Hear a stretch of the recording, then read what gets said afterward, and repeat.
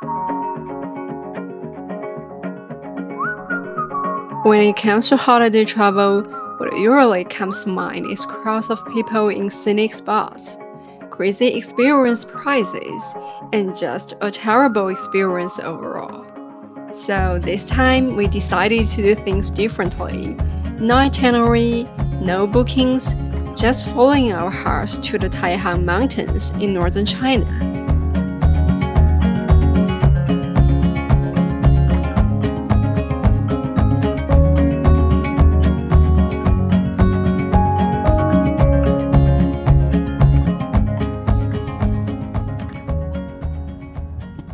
Hello guys, I'm Faye. Welcome to my channel.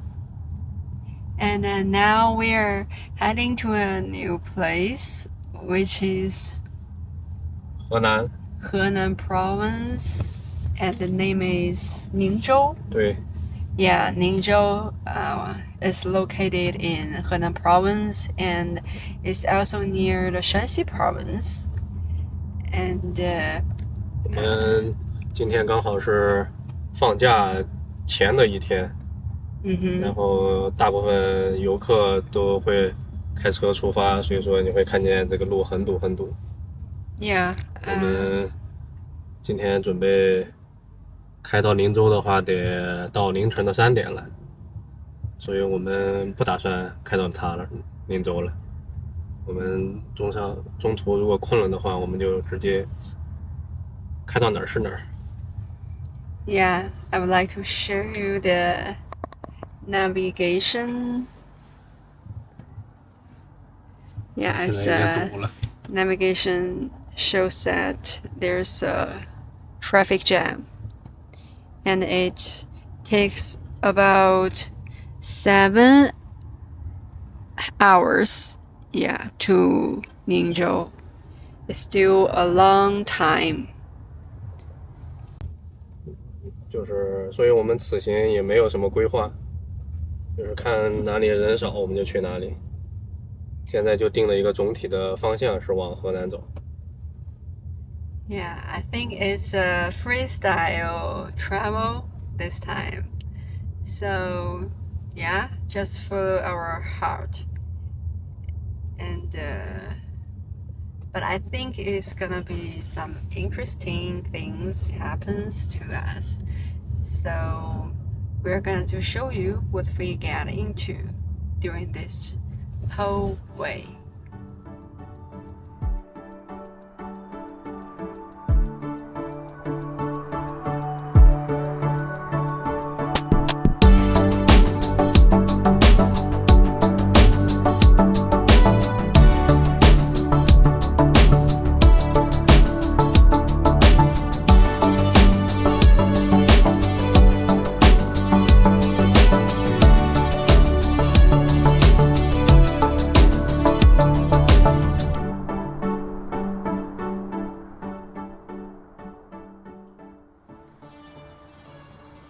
服务区10点半了，依然车水马龙。这在平时，估计这个服务区都没人。我们现在已经开车开的满脸都是油了。一会儿我们在服务区商量商量，看今天住在哪里。路边的红牛。这个。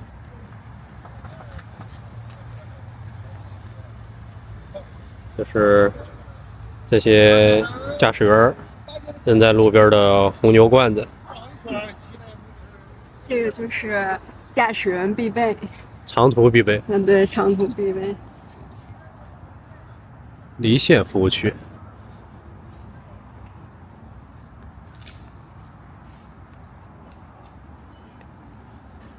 中国的这些服务区，每个县的服务区会在里面卖一些当地的特产，还有一些当地的食物，但是可能不太正宗。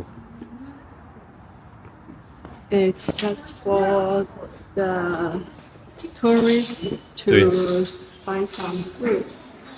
对。But it's a little bit expensive. 哎呦，蛋，双黄鸭蛋，这不是还有天津麻花？这是啥？德州扒鸡。这也不光他们这个县的特产，大杂烩，啥都有。对，烤肠都卖没了。那这边还是有吃饭的地方。对，简餐。这边睡觉了，这很不错。这是给小孩玩的。感觉这个服务区还是挺有生活气息。对。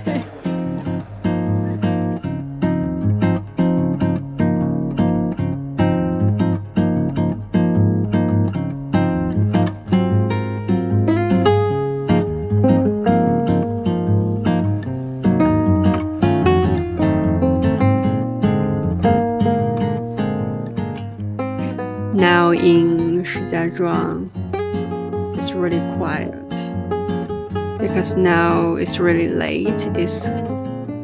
It has been 1 a.m.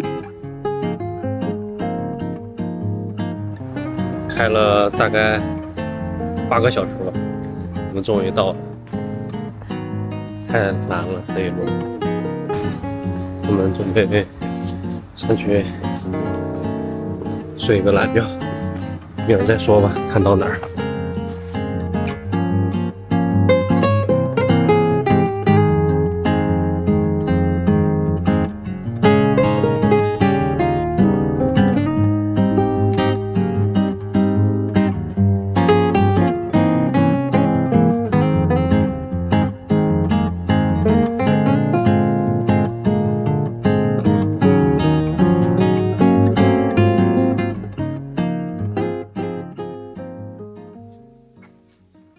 我们现在起床了，昨天没看清外面长什么样，今天看看。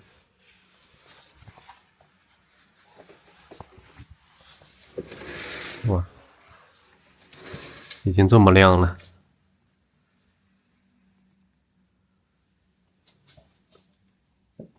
感觉建筑都不是很高，可能因为这是石家庄的郊区的原因。我们住的这个地儿靠它这个市中心还挺近的，应该是在那边。一会儿我们去吃个早饭，然后去逛逛，看看和我们想象中一不一样。一会儿见。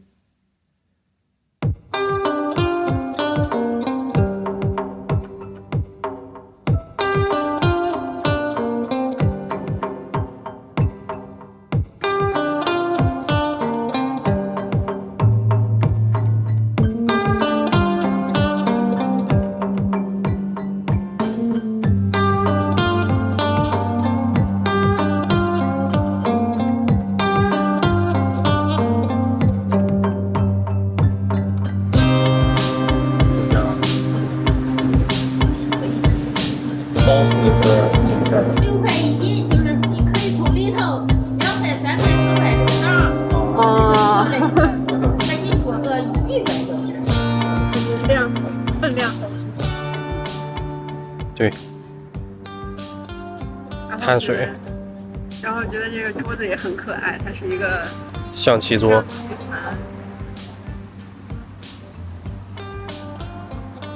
这个是馄饨，这个是葱油饼，然后这个是要了一个小米粥，榨菜，一共13.5块，还是划算的。对。然后你看这附近的环境，我就是一个小镇的感觉。我们可能来到了他们最古老的街道。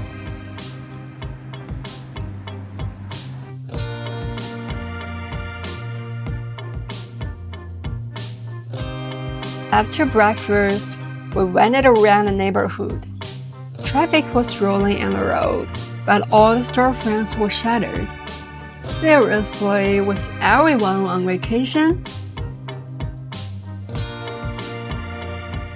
This is a suburb under Shijiazhuang, looking no different from the small county town in my memory.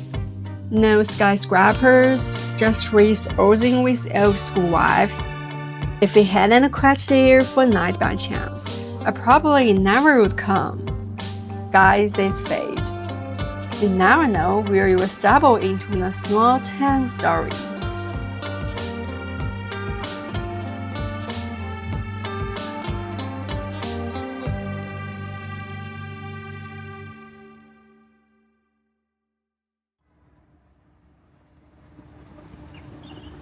我们发现了一个奇怪的建筑，感觉像火箭的下半身，是不是？上面，下面那个是它的喷射器的发动机，上面是舱体，在上面分离舱没了。它上面这个图案应该是感觉像商周那种感觉似的。我也是感觉有点像那种，这种纹饰，哎，一会儿查可能是比较抽象的那种顶，是吧？哦，现代跟古典结合。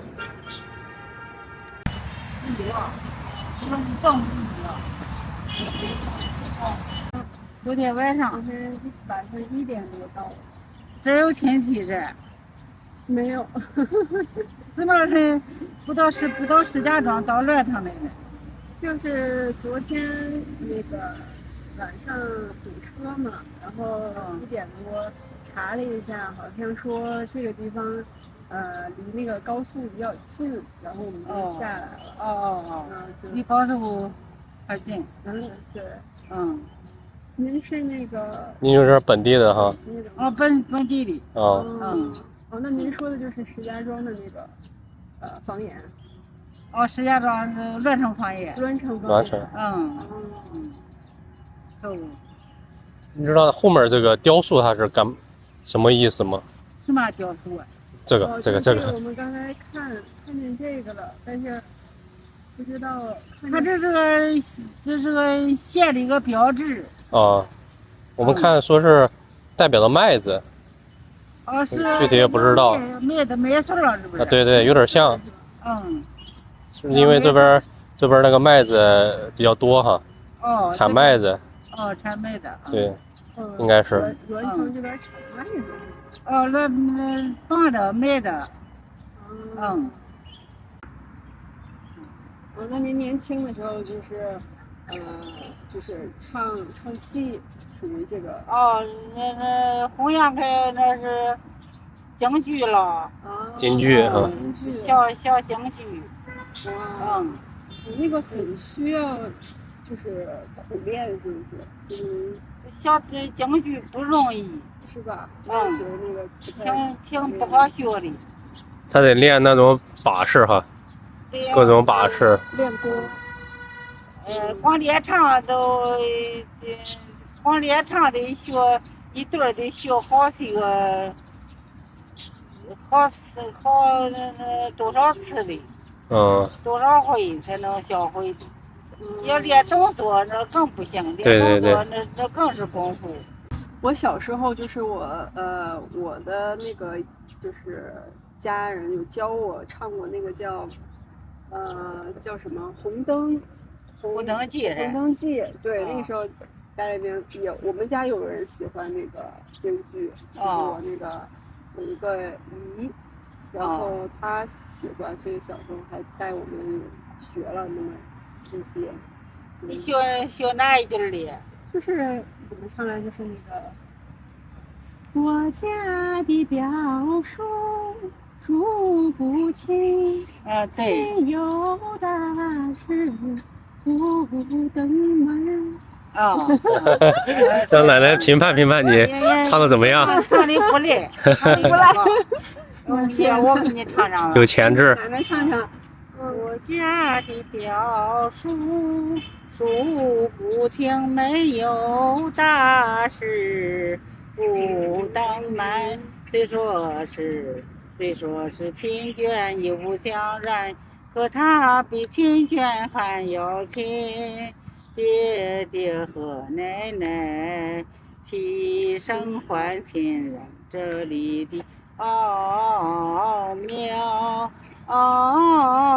我也能猜出几番。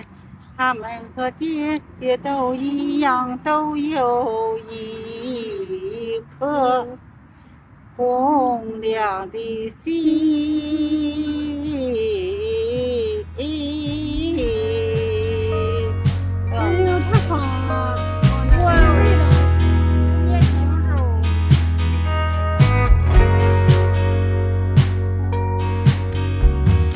Later, Grandma told us about we should learn picking opera as a young woman. Turns out this unassuming little park actually has a picking opera performer hiding here. Like the sweeping monk at Shaolin Temple in wuxia movies, you know? Looks ordinary, but he's a hidden master. Normally, no one probably pays attention to these old folks in the park, but there were also young ones, have gone through many things, and have useful stories they love to share.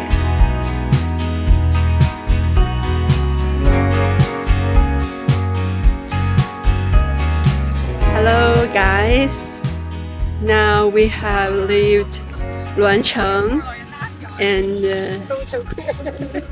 on the way we just found a field of wheat ear. Let me show you what it looks like.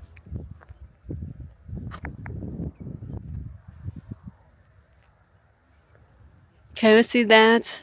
Wow, that is really cool. Yeah, I'm gonna just let you see the details of this wheat ear.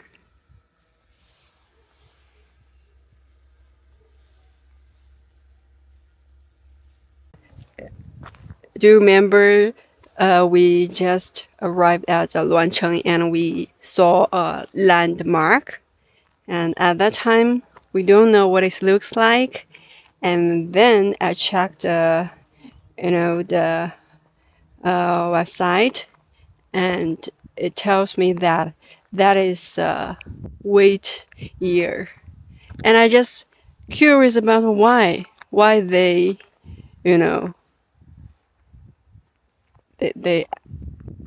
why they just make the wheat ear as their landmark. But now I got it, because this place they plant a lot of wheat ear here. Well, I have to say that I think that is a first time for me to see this so large wheat ear field, and that is really cool, really amazing.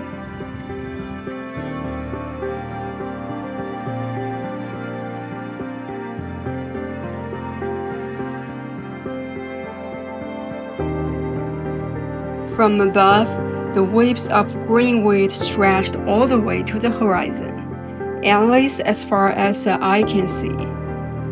This is part of the North China Plain, where China's Yellow River civilization emerged from this vast plain. Wheat has been growing here for more than 2,000 years. Countless generations were born, grew up, and passed away here. Yet the wheat and this plain remains as it ever was. It's like my first impression of the North China Plain. Simple with a touch of rustic charm, just like the look of hometown in memory.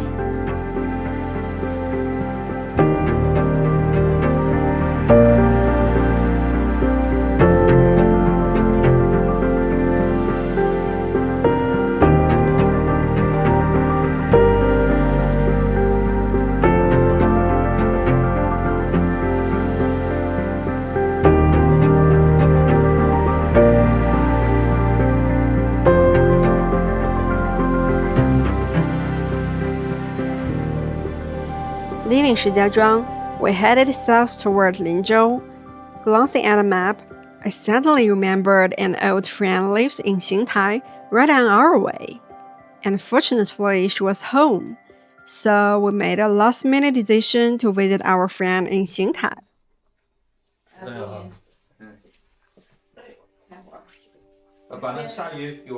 My friend and her husband both work in medicine, so we ended up checking about health preservation and even did a wellness package on the spot.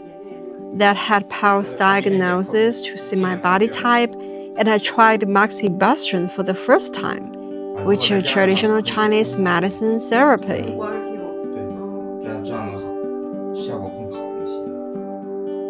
Traditional Chinese medicine emphasizes balancing yin and yang. Ancient folks realized that burning mugwort leaves can expel cold and boost yang energy, so they rolled mugwort into portable sticks. You light a stick and have it over a few points to recharge your yang. 对，你手可以让的，这样，这样。对，拿对，就是然后往后边，你感受它，闭上眼，感受你的呼吸。甚至你可以前后走，先感觉一会儿。对，稍微动动，你感觉。你一调，其实它会把你拉回来。它会给你吸到那个正中间去。哦，好像有。别着急啊，慢点。就像一个吸铁石的感觉，有个那种感觉。没错，太天生的纠正。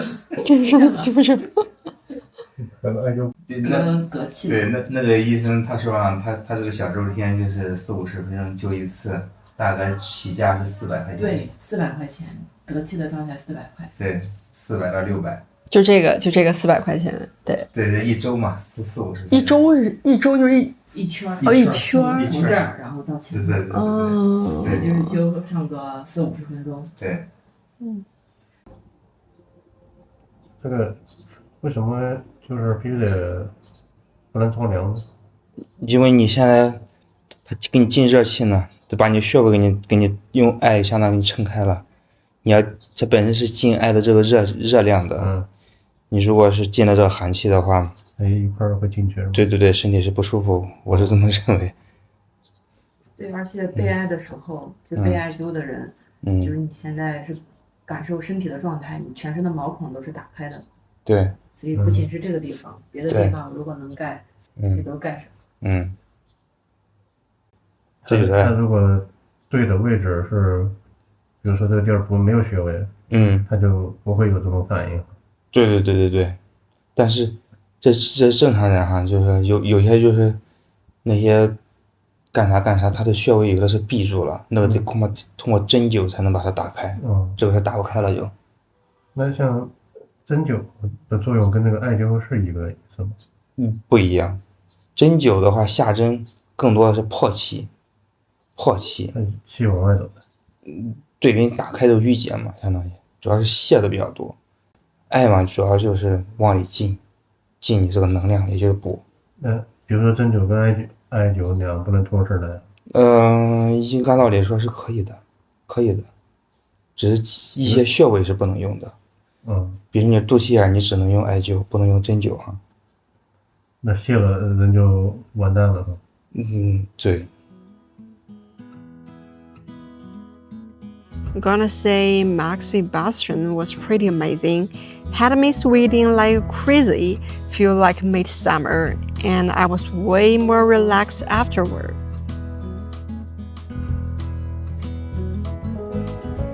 Xingtai is an ancient city with over 1,000 years of history.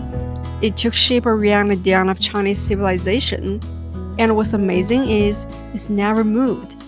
The layout of the city feels deeply rooted, like it's grown into the land.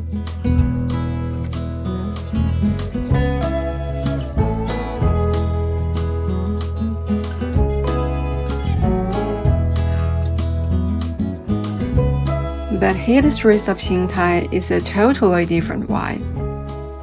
In the parks, adults and kids are strolling leisurely, chilling in the trees with the breeze. All these past battles and imperial dramas, now it's just a quiet background to regular life. even of this true vibe that has been building for hundreds of years.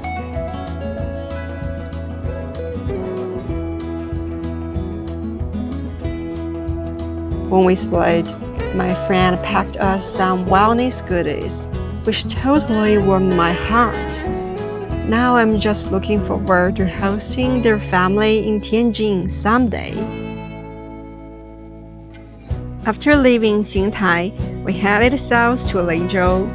As we got closer, the scenery totally changed. Went from flat plains to mountains, you could already see the Taihang Mountains' unique look. Place so steep, they almost vertical. Rock layers stacked like bamboo shoots sticking out of the ground. Those huge drop-offs were insane to look at. Lingzhou sits right at the transition zone between the Taihang and the plains, and people say the views are even more mind-blowing. I seriously can't wait to see what it looks like. But the weather wasn't on our side. When we got to the Taihang Mountains, they were totally wrapped up in clouds and mist. So we decided to hit up downtown Lingzhou instead and grab some of Henan's famous hulatang. 我来一份扁粉菜吧。辣椒蒜要不要？要蒜不要辣椒了。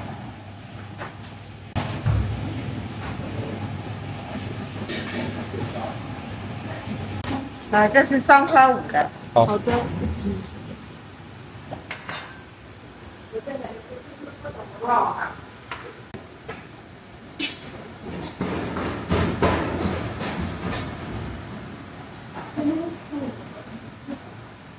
羊肉，里面还有木耳，这个应该是面筋吧，加了水淀粉的汤煮出来特别粘稠，然后再撒上胡椒，感觉这个更适合早上吃，快速补充一天的能量。这个林州特别神奇，我发现，在它这个市中心。有一大片这种类似于农村的房子，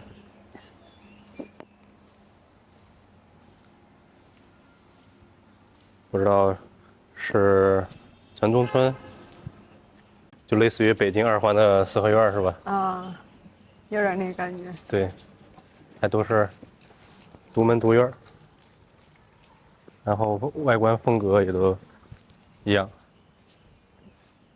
在市里住这种院儿。其实是挺舒服的，比住远处的那种楼房要舒服得多，还可以养养花啥的。看这，直接这个车停到里面了，这要外面有车给挡住，还怎么出来呢？从前面出去。倒出来吗？对呀，他就每天从这儿开进去，然后再从前面出去。邻居之间的默契。邻居之间应该也都很熟悉吧？对，那是狗狗，遛狗出来了。他们可能也晚上吃完饭出来溜溜弯。对。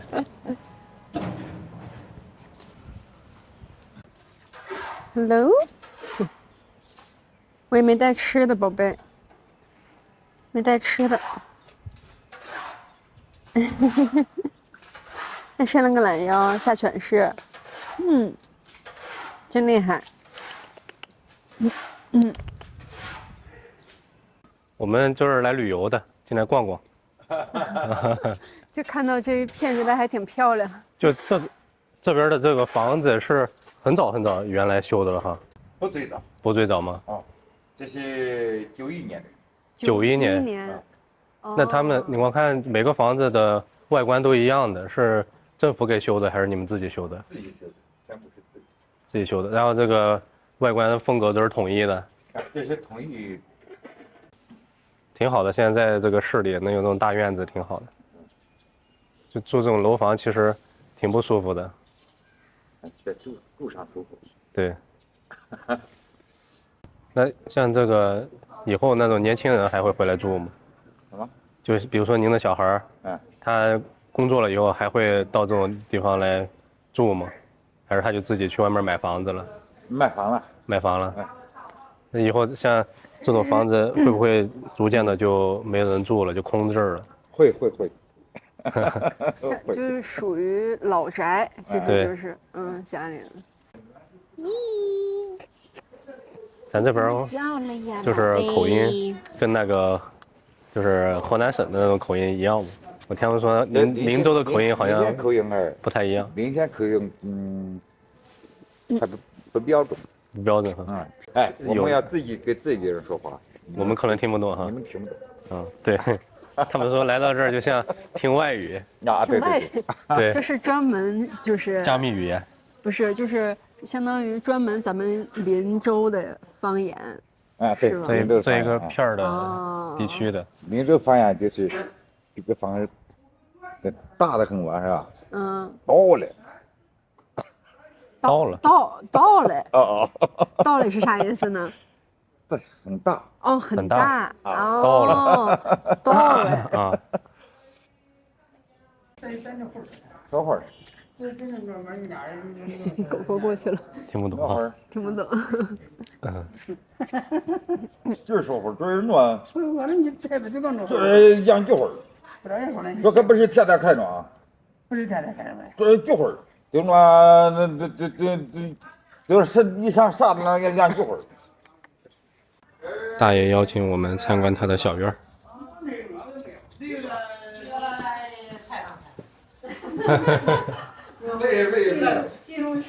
记录生活。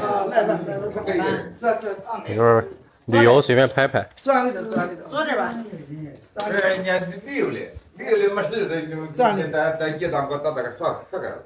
说个会儿了。坐这。好，谢谢。给你烧会儿吧，都。我们领着会儿，你们能听得懂吗？您这现在能说听得懂？现在这个话听得懂。他现在这个话你说领着话，他给你带翻译的。对。坐吧，坐那儿。谢谢。给这说方言的格里格来的，那你会听懂啊？你也说了，有些带好点儿，就咱临下会儿不好懂。咱这院子挺好的。我们林州是地小天小，哪儿都小。地小啥意思？除了人多，林州人就是人多。人多。是咋是11万呀？140-150万人。林州已经100好几十万了。100万付了。你这把出在这儿把早就吃台上。把那会走的去吃了。不会走了都在种了，不会走了哪在吃台上呢？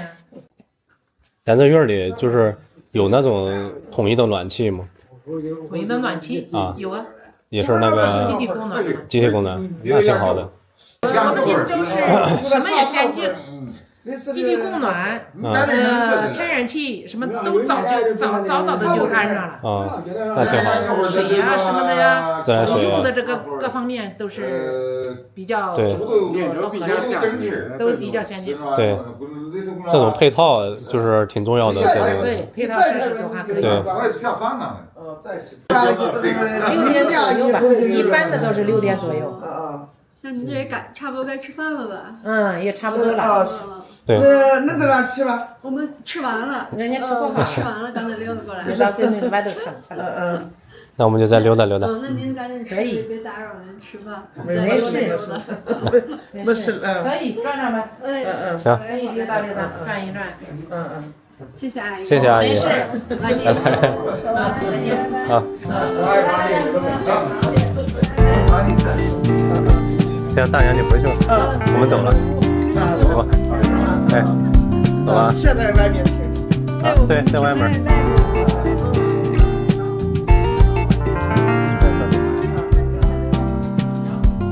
The old folks in Linzhou's villages were so welcoming. It really stuck with me. But honestly, what surprised me about Linzhou wasn't just the tidy urban villages. When we first got here, I couldn't believe this was a Taihang mountain county. There's clean white streets and modern buildings everywhere. Totally mind-blowing. Then I looked it up and found out Linzhou's construction industry is massive. It's even a top 100 county in China, which is pretty rare for inland Henan.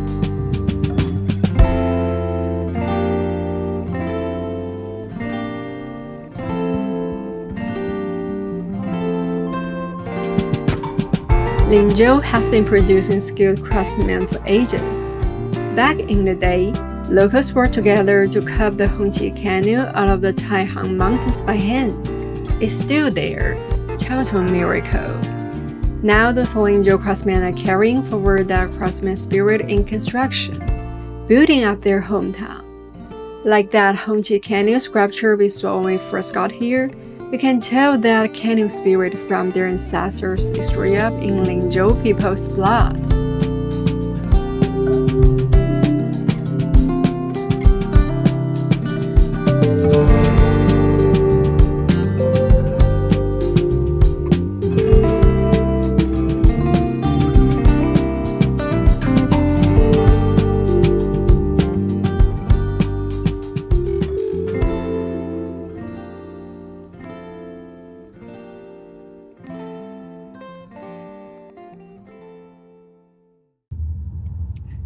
Hello guys, now we have checked out from our homestay and we're gonna to drive to the mountain and do some area filming. And because last day it was raining, so we didn't see the mountain, Taihang mountain, but now today, the weather is really great. It's sunny. Now we're driving on the Hongqiqu Dadao. It is a really famous road in Linzhou because when you're driving on this road, you can see the Taihang mountain. Now, I'm going to show you.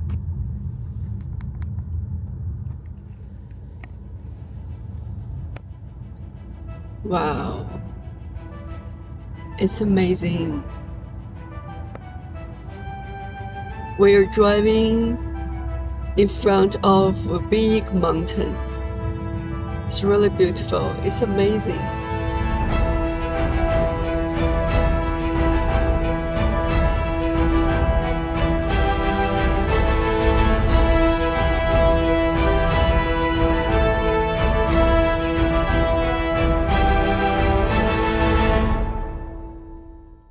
The Taihang Mountains stretch like a giant dragon across Hebei, Shanxi, and Henan provinces, spanning over 500 kilometers.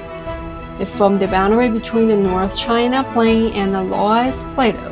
And guess what? Linzhou sits right at the edge of this boundary, so you can see the Taihangs rising abruptly from flat ground. These mountains are not that tall, only 1,000 to 2,000 meters, way shorter than the peaks we saw in western Sichuan. But the thing is, they pop up like a massive stone wall from the endless plain, which makes them incredibly spectacular. They block out the entire western horizon from Linzhou. It's crazy how awesome nature is.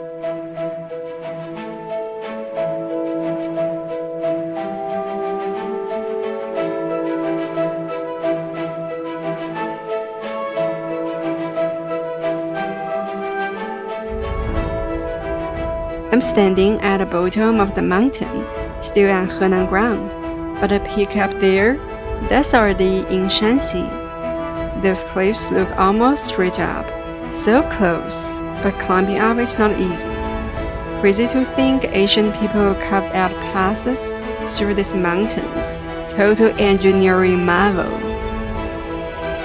Nowadays, with highways making things way easier, we can just hit the gas and cross mountains in no time. 我们在路边发现了一个水渠。昨天听那个大爷说，林州这边很缺水，然后这边有一个特别著名的红旗渠，是当年那个上个世纪修建的，是人工从山里面一点点开凿出来的，就和这种水渠类似，只不过它那个水渠是修建在山上，看着就像天上的一个水渠一样。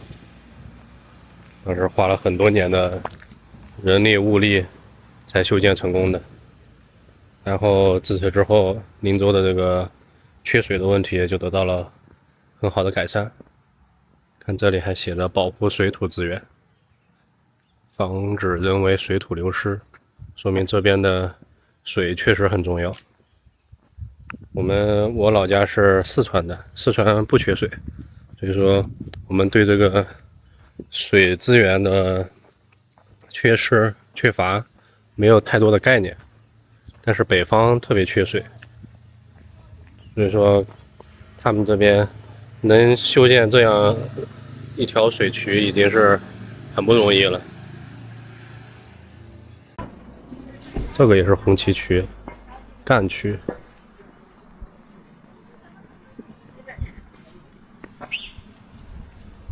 没看见渠在哪儿呢？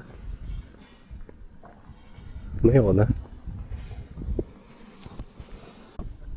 是我这是红旗渠吗？啊，是啊，这是红旗渠。哦，刚才看那儿有个牌子，我还没找到在哪儿，原来在这儿。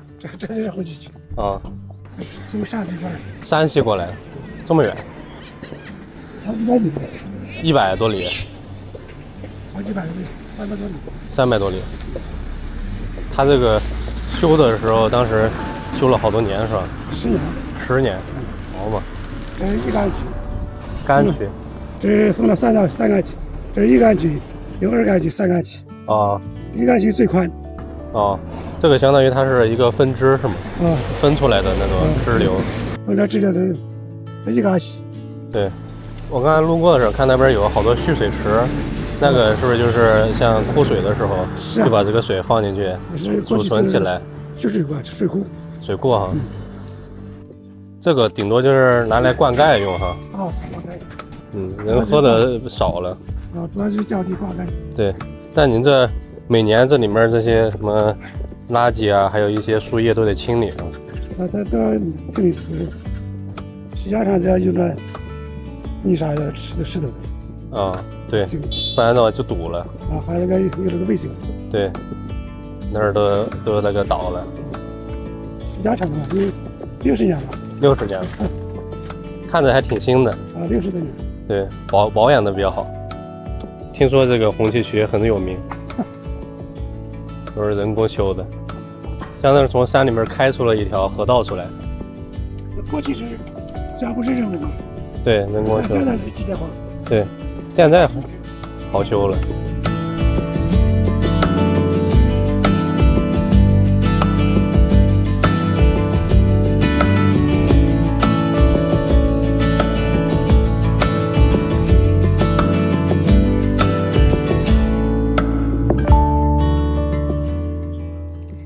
Hello guys, now we come across a traffic jam here. As you can see that. So many cars parking here. But I think it's a great time to take some pictures here. Yeah, I'm gonna to show you. Wow, the scenery here is really wonderful.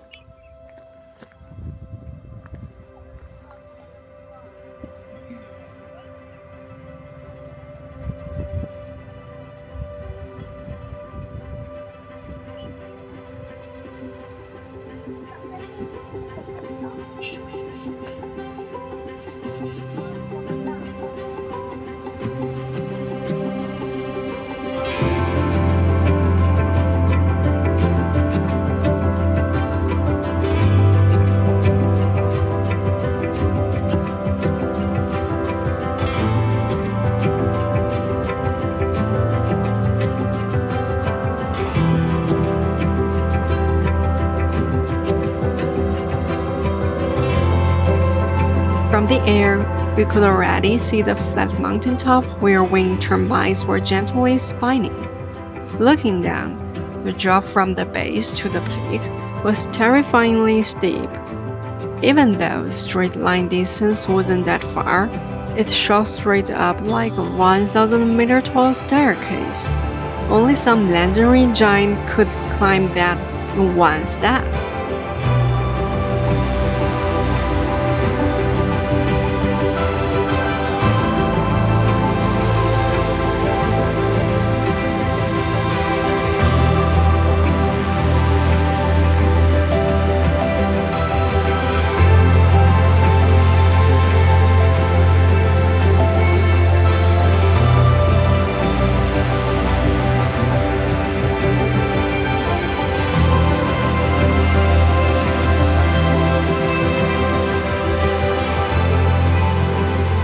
Once we reached the mountaintop, my phone buzzed with a text welcoming me to Shanxi province.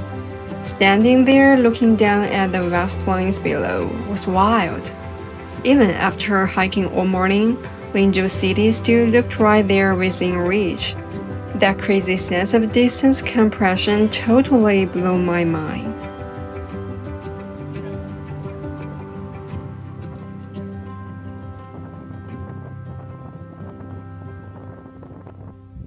We have driven a long road from the bottom of the mountain, and now we just arrived at a village.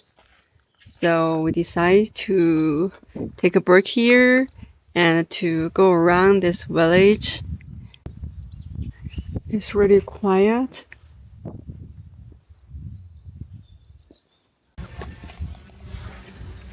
Here is the place. The villagers, they plant, grow some plants, I think.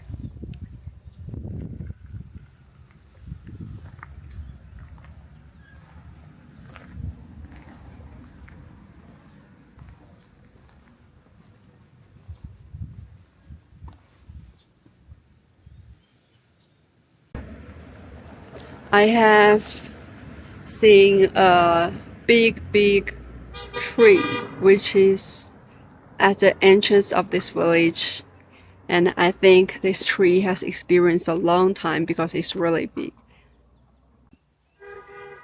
Can you see that there are some red lanterns hanging on here? I think they are for blessings, because in China, especially during the Spring Festival, they usually put on some red lanterns hanging on the trees for blessings. 我们又发现了一个大土地庙，刚才路边都是小土地庙，这是大土地庙。这个庙真的好大呀！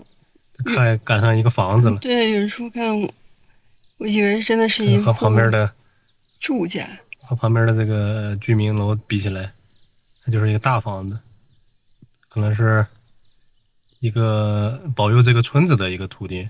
刚才那个是保佑这条路上的行人的土地，保佑村子，因为村子的人比较多，所以说需要一个比较厉害的土地来保佑。这个邻近的小村子，还有牛牛，我这有只牛牛。还真的是牛牛。它长得好胖呀，头上还有一撮白毛，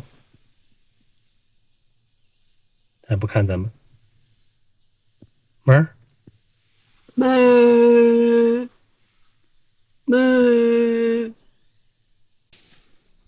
路边一头。这头驴在看你。我在偷拍它，被发现了。他们怎么这么悠闲呢？那你是没有看见它在工作的时候。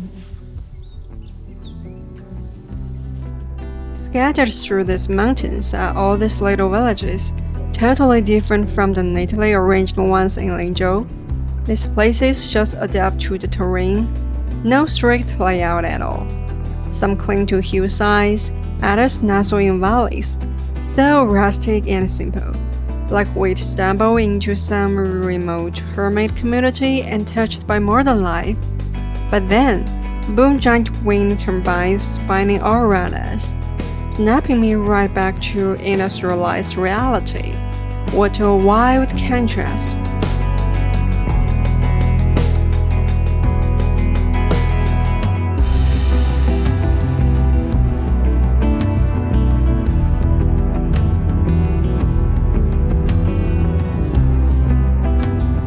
Hello guys. Hello. Now we finally arrive at the Xiaoxitian. This is a scenery spot, and in which you can standing on a cliff and see the panorama of this old city, and we just parked our car in this parking lot. I don't think it's a parking lot. It's just就是一条路。 yeah, it's just a place. Yeah. Yeah, we park our car here, and it's 10 RMB. Yeah. And now we are working 走路 towards 进那个寺庙。这个寺庙在悬崖边上，一边能看见我们今天来时的那个灵州市，另外一边就是太行山。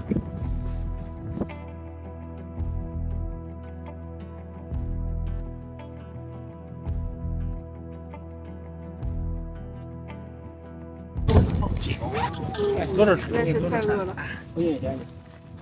这个就是一锅炖呗。一锅炖。对。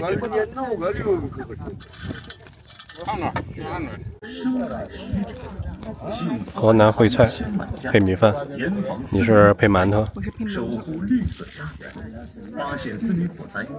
头。他就是把这些肉啊、土豆、菜一锅炖出来。你看我吃的。挺香的。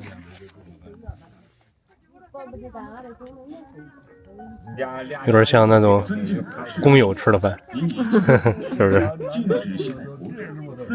是很香的。对，你不加点醋吗？我不加。这馒头也够大的。来一个。应该就是那种老面馒头。严防森林火灾，守护绿色家园。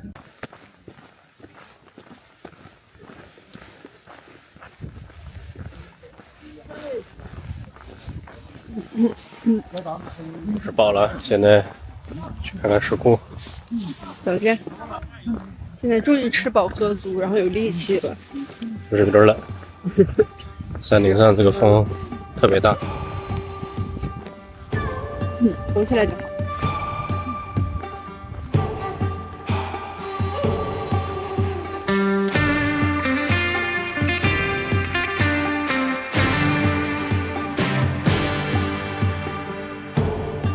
So our route was hiking down from the mountaintop to Xiaoxitian. And let me tell you, if you're not up for hiking, the locals have these insane modified off-road vans that will take you there. And oh my god, that back road is more terrifying than the mountain highway we came up on. You gotta have some guts to drive through that. It's absolutely wild.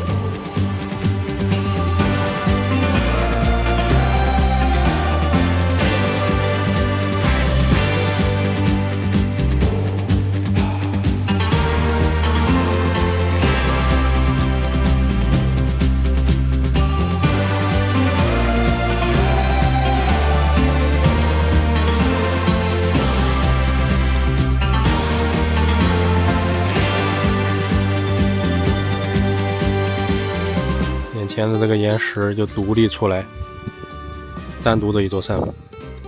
要是我是鸟的话，我会很想停在上面。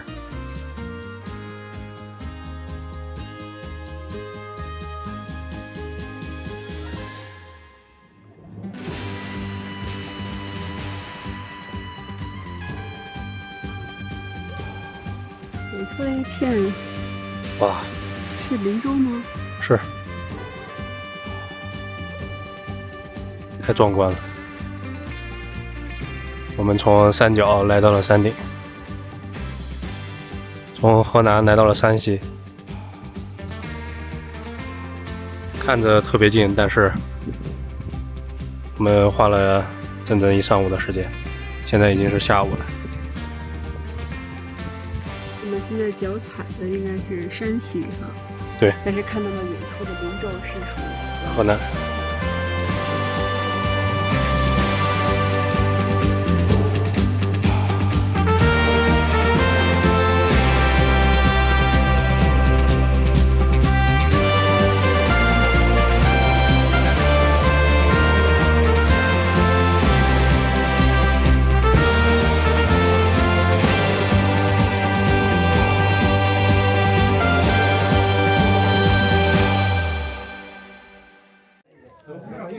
Hello guys, now we are finally getting to the Xiangxitian, the scenery spot here, and I just saw the introduction to this place. It was built in Sui Dynasty. It almost 1,500 years until now. So it has been a long history here, and as introduction said, this place is a really important, route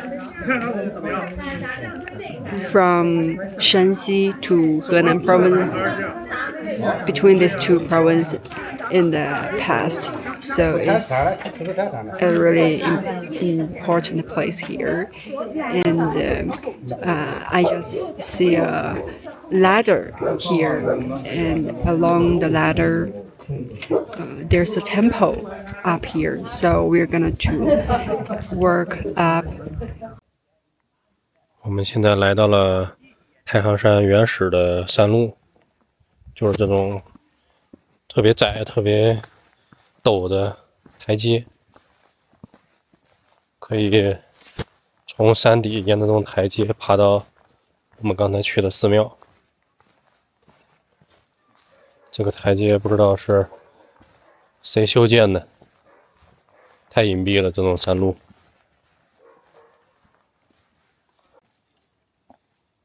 这个路上全都是掉下来的树叶。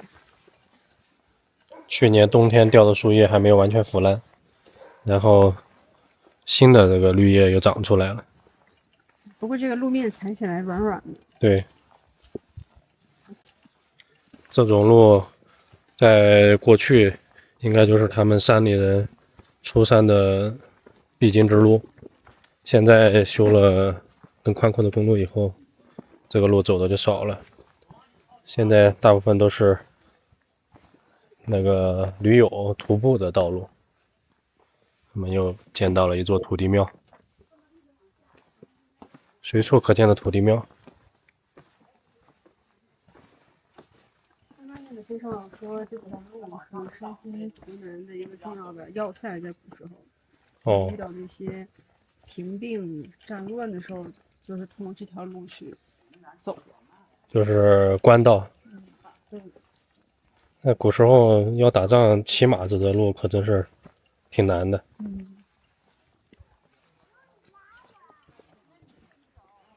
这么一看，确实哈，古时候山西和外面的这种河南平原，就真的是靠这个天然的屏障隔离出来。所以说山西有很多古建没有受到破坏。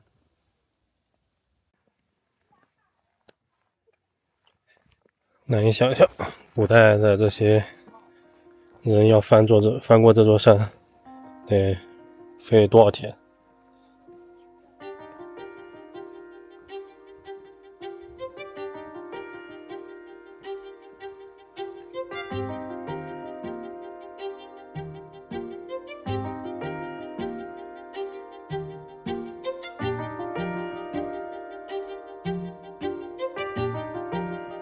Oh, and get this.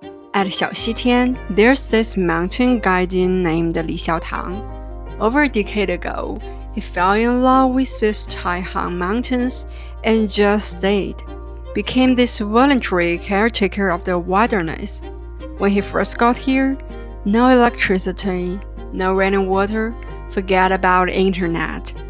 Just him growing veggies, raising chickens, living like some modern-day hermit. Through all 4 seasons, he's been documenting the mountain's beauty with his camera, while slowly restoring Xiaoxitian and the ancient cliffside passes stone by stone. Remind me of this ancient Chinese fable from Henan, the foolish old man who decided to move mountains blocking his way. When neighbors laughed, he said, "Maybe I can't do it alone, but I've got sense, grandsons, generations. The mountain won't grow, so we will get it done." That's what hits me here. Whether it's Li hermits guiding pigs, forest rangers at a pass, or craftsmen carving canoes through rock. They're all just ordinary people doing extraordinary things through simple persistence. Exactly like my first impression of this land, unassuming, yet brimming with quiet hope.